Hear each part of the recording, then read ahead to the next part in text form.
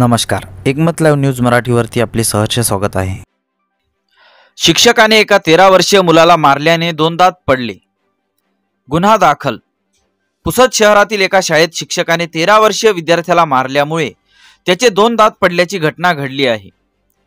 प्राप्त माहितीनुसार पुसद शहरातील नवजीवन कॉन्व्हेंट या शाळेमध्ये 13 वर्षीय विद्यार्थी सय्यद बिलाल सय्यद शादुल्ला याला शाळेत प्रार्थनेस येण्यास उशीर का झाला या कारणावरून शाळेतील शिक्षकाने लाकडी रुळाने त्या विद्यार्थ्याच्या तोंडावर मारले। यामुळे त्या 13 वर्षीय विद्यार्थ्याचे 2 दात पडले। फिर्यादी यांनी अशा दिलेल्या रिपोर्टवरून सदर शाळेतील शिक्षक नामे बालाजी मनोहर बिरादार यांच्या विरुद्ध नवीन कायद्याच्या तरतुदीनुसार BNS 2023 चे कलम 117(2) नुसार पोलीस स्टेशन पुसद शहर येथे गुन्हा नोंद करण्यात आला आहे। सदर घटनेची पुढील चौकशी सुरू असल्याचे यावेळी सांगण्यात आले।